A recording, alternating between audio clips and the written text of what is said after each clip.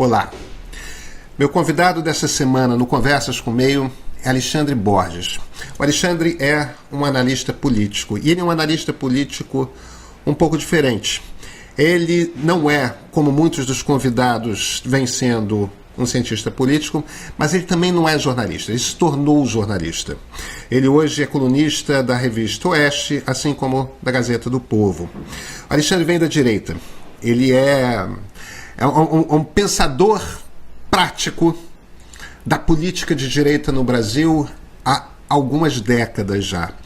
E como muitas das pessoas que vêm da direita no Brasil hoje, ele deve parte da sua formação ao escritor Olavo de Carvalho.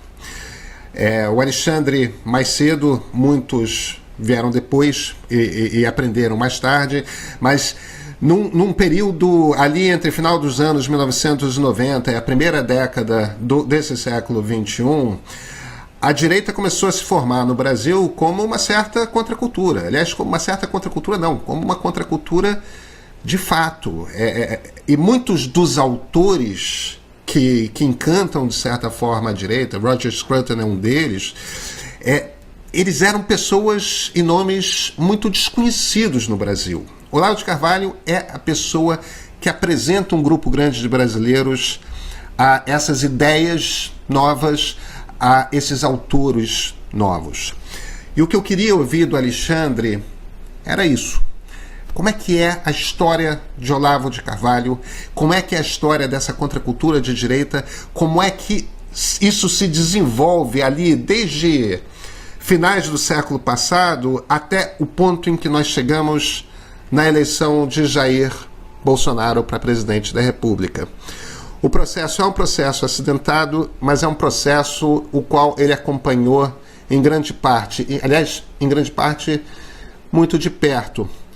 O que não quer dizer de forma alguma, isso eu quero deixar bem claro desde o início, Alexandre Borges é um democrata. E como qualquer democrata nesse momento, ele olha a situação do país com um bocado de preocupação, um bocado de apreensão. E evidentemente, como eu tenho sempre perguntado a todos os convidados, eu pergunto a ele, vem cá, o que você acha que vai acontecer? A resposta dele fica no final. Até lá, quero apresentar a vocês o Alexandre Borges.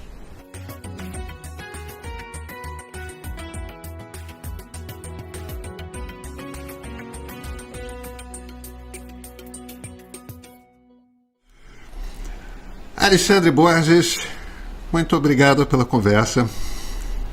Eu que agradeço. Alexandre, você é meu amigo conservador.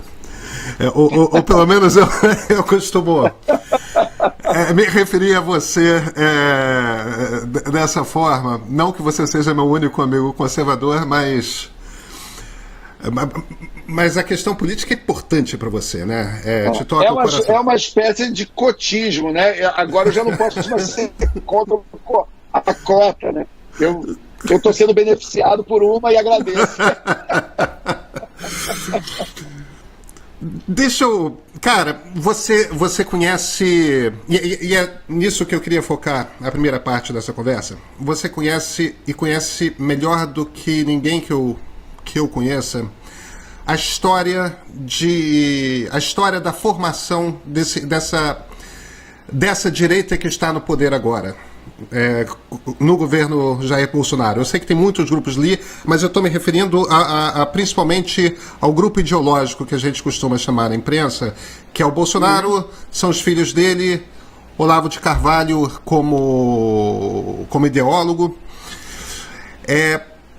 Então deixa eu começar do início. Como é que surge, como pensador da direita, não sei se devo chamá-lo conservador, mas certamente como pensador da direita, Olavo de Carvalho? Bom, vamos lá. Eu primeiro entro tardiamente nessa história, né? O Olavo tem mais de 70 anos de idade e mais de 40 de vida pública, e como pensador intelectual público, então, de muito antes de eu sequer ouvir falar dele, então eu vou poder falar um pouco mais do período que eu acompanhei, né? Ele tem uma história no jornalismo que remonta aos anos.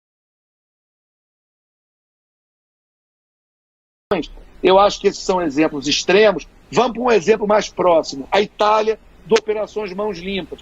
A Itália, o Mãos Limpas, fez uma terra arrasada na política italiana, ali em 90, 91, 92. E o que ela tinha para colocar no lugar? Nem precisava, era um movimento do judiciário, era uma coisa como aqui a gente teve a Lava Jato. Mas, na falta de uma proposta clara do que colocar no lugar, a Itália ganhou Berlusconi, ganhou outras coisas.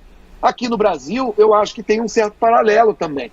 A gente desconstruiu, como eu acho que a gente deveria ter desconstruído, e eu voltaria para a rua para desconstruir de novo o petismo e apoiando a Lava Jato, mas a gente não estava trabalhando, talvez de uma maneira tão diligente, no oferecimento de uma alternativa. E aí, quem estava trabalhando isso muito bem era a turma do Bolsonaro e do Olavo nas redes sociais. Então, quando o trabalho foi feito e a Dilma cai, o Brasil que emerge em setembro de 2016 é um Brasil dividido entre Lula e Bolsonaro, o que pegou muita gente de surpresa, né? E é, basicamente, em maior ou menor grau, o que a gente viveu até 2018. Né? Essa briga entre esses dois polos, de quem tinha uma memória afetiva do lulismo e via a Dilma como um erro de percurso e queria resgatar, vamos dizer, os bons tempos do Lula pré-Dilma, versus a turma que queria uma coisa totalmente diferente, que seria o Bolsonaro, e não por acaso os dois lideraram todas as pesquisas até abril de 2018, quando o Lula foi preso. Né? Aí você tem duas externalidades. Você tem a prisão do Lula em abril de 2018 e você tem o atentado já às vésperas da eleição, lá no dia 6 de setembro, quando também essas duas externalidades acabam sendo absolutamente decisivas no resultado final. É muito interessante, a mim parece, porque porque cada vez fica mais forte o uso desse termo contracultura, né? O cara só aparece de repente porque ninguém está percebendo o processo, ou ninguém de fora. Certamente nós nas redações não vimos aparecer. A gente não viu o movimento, nem vocês. Nem a gente que estava de verde e amarelo lá na rua pedindo impeachment, e às vezes o Bolsonaro aparecia, eu me lembro, mas ele não era um protagonista daquele movimento. Mas ele soube, para crédito dele e para a equipe dele, e principalmente para a turma dele de redes sociais, ele ficou de 2014 a 2016 em campanha. E uma campanha muito nas redes sociais, batendo no nome dele, tornando o nome dele como a personalização de todo o sentimento antipetismo, anti-Dilma, pró-Lava Jato. Entendeu? Então, as ruas... E como o Olavo tinha, a essa altura, já entrado num espírito, para usar o termo que você estava usando, jacobino, posso usar esse termo? No sentido revolucionário. Então, tudo bem. Uma coisa mais... No sentido... porque ele quem usa... porque assim, só para que, senão, a gente faz uma conversa de 1 hora, aí o que sobra é Alexandre chamou, não sei o que, de jacobino. Olha,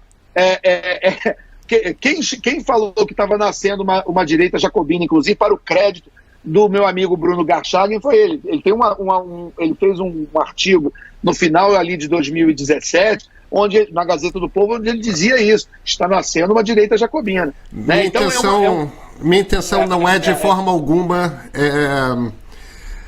botar palavras na sua boca. Eu só estava fazendo uso da mesma metáfora que você usou. Ok. No sentido, porque o Olavo já estava fazendo um discurso revolucionário.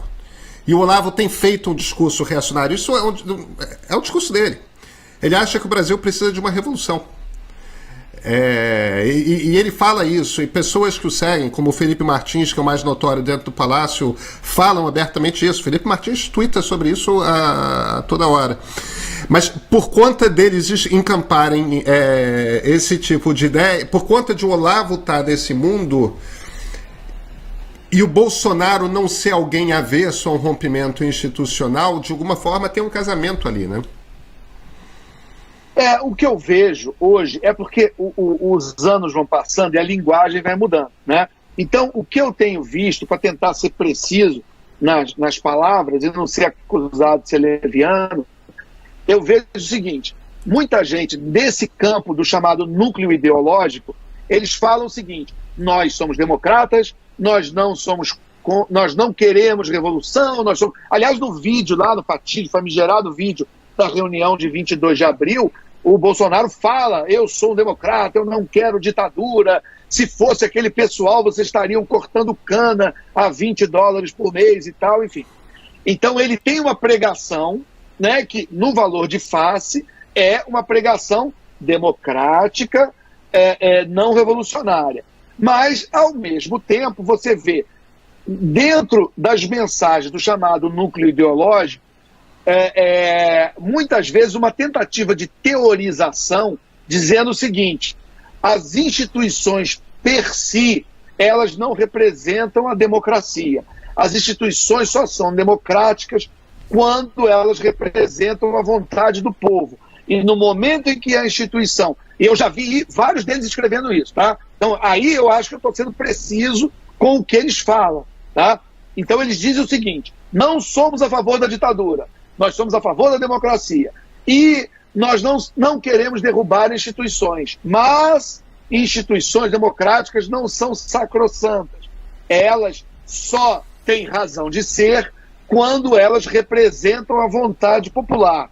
Quando as instituições dão as costas para o povo, dão as costas para a vontade popular, ou às vezes dão as costas para a vontade popular expressas nas urnas em 2018, elas deixam de representar a democracia, e derrubar essas instituições não só não é ditatorial, como é uma defesa da verdadeira democracia.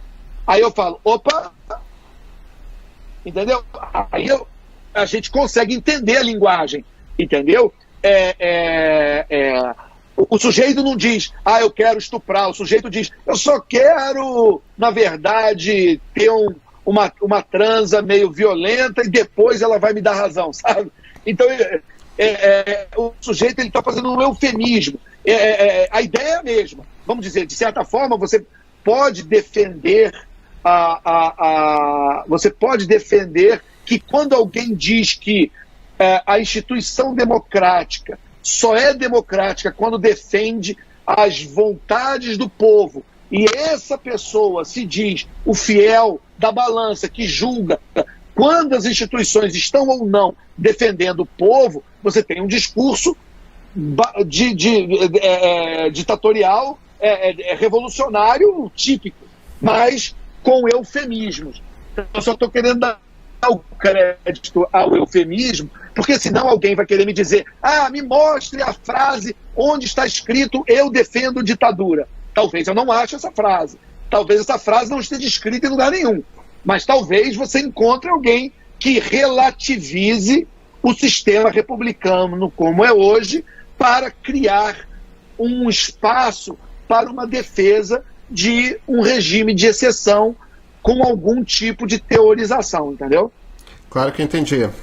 Alexandre, acabamos de cruzar aqui a linha da 1 hora. Eu quero te fazer uma última pergunta, que é a seguinte: e aí? Como é que você lê o momento de agora? Você acha que um impeachment é inevitável? Você acha que existe possibilidade de golpe de Estado? Você acha que Bolsonaro se consolidou como líder? Você acha que ele diminuiu como líder? Como é que você vê o desenho neste momento? Tá bom. Você me faz a pergunta que demora 1 hora para responder, para falar em 1 minuto, né? Exato. Não, você tem 5. Mas, enfim, eu me lembro em 2019 ter dito que 2020 ia ser um ano terrível. Por quê? Porque em 2019, uma brincadeira que eu faço, ainda dava para você ser bolsonarista de boutique. É aquele cara que dizia: não é que eu defendo o Bolsonaro, eu defendo a agenda virtuosa do Paulo Guedes e do Sérgio Moro. Na verdade, o Bolsonaro é um preço a pagar, deixa ele falar as besteiras que ele fala. O que importa é o Ministério Técnico, é você ter um Mandetta à frente da saúde, é você ter um Moro à frente da justiça, entendeu? E eu, já em 2019, olha, essa conversa, ela tem prazo de validade, que é 1 ano. Quando virar 1 ano, vai ser muito difícil manter isso. Por quê? Porque o Ministério Técnico é muito difícil de conviver com um núcleo ideológico. Por quê? Porque o Ministério Técnico, ele tem como finalidade o quê? Tomar decisões técnicas e implementar certas ou erradas, não estou entrando no mérito, mas pessoas que têm uma história, uma biografia, uma formação em determinadas áreas do saber, áreas técnicas, e foram escolhidas para implementar ou para emprestar a credibilidade de suas biografias para um projeto que deveria ter um cunho técnico, do que a gente entende por algo não ideológico, algo racional, testado, que você tem como defender com argumentos baseados nas evidências empíricas, na experiência, no melhor saber da administração pública e nas melhores experiências do Brasil e do mundo. Ok. E você tem a chamada ala ideológica, onde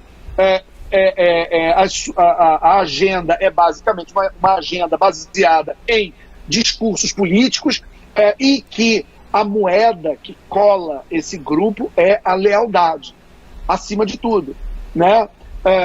E aí, em algum momento, a decisão técnica vai se chocar com a lealdade cega. Não tem jeito, entendeu? Então, no momento em que você tem, por exemplo, o governo defendendo alguma coisa que não é boa, por exemplo, no momento de pandemia, você vai defender com que, por exemplo, remédios que não foram ainda devidamente aprovados sejam distribuídos para a população da mesma maneira. Nós estamos falando de um presidente que já foi um deputado que aprovou uma pílula para curar o câncer. As pessoas esquecem disso, né? Mas o mesmo presidente da República hoje era o deputado da pílula do câncer, né? Então, assim, no momento em que isso é colocado na agenda do dia, você tem um ministro da Saúde que ou ele concorda com isso por lealdade, ou ele pede o chapéu em respeito à sua história e trajetória como médico. E isso era inevitável acontecer esse ano. E isso eu falava antes de ter ideia e sonhar que haveria uma pandemia. Porque eu acho que isso vai acontecer em todas as áreas. Por exemplo, você vai ter uma recuperação econômica. Essa recuperação econômica vai ser feita como? Vai ser um grande choque estatal desenvolvimentista keynesiano, ou vai ser ainda com um olhar escola de Chicago, liberal, privatista, Paulo Guedes? Você sabe a resposta, você responde. Entendeu? Então, assim, em várias áreas desse governo, você vai ter um choque frontal. Ou a Tereza Cristina, vamos falar de quem ainda é técnico, que sobrou ainda, porque muita gente já foi embora. Dos que sobraram, você tem uma Tereza Cristina na agricultura, por exemplo, que toma Tarcísio decisões... Freitas. Mas o Tarcísio é militar, eu acho que ele está ali um pouco... O coração dele está dividido entre um grande técnico e um militar do IME que segue. Então o Tarcísio eu acho um caso sui generis, que ele é meio técnico, meio militar, né? Mas assim, por exemplo, a Tereza Cristina é um caso óbvio. A cooptação da Regina Duarte, né, que foi esse espetáculo grotesco, triste, bizarro, que ela protagonizou, tem, se não me engano, 2 semanas, parece que tem 2 anos, né, mas tem, sei lá, 2 semanas, enfim, eu acho que é isso que a gente vai ver nos próximos dias, aí, nas próximas semanas, um certo expurgo ideológico, onde os últimos resquícios de quadros técnicos ou serão desligados ou serão cooptados e se transformarão abrirão mão das suas biografias e passarão a virar uma chave e virar mais para a linha de um Ernesto Araújo, de outros quadros, vamos chamar mais ideológicos e mais ligados à lealdade ao projeto político. E isso tende à radicalização, né? Quando você tem um debate, e você tem metade da mesa de técnicos e metade de ideólogos, você ainda tem debate. Quando os ideólogos são a mesa inteira e todos os técnicos vão embora, você não precisa ter bola de cristal para saber que a tendência é você ter esse viés de confirmação e uma espiral de radicalização, porque está pelo viés de confirmação daquele pensamento de grupo, né? Literalmente groupthink, né? Daquelas pessoas que vão ecoar naquela câmara de eco opiniões muito parecidas. E aí me parece que a tendência é uma certa radicalização.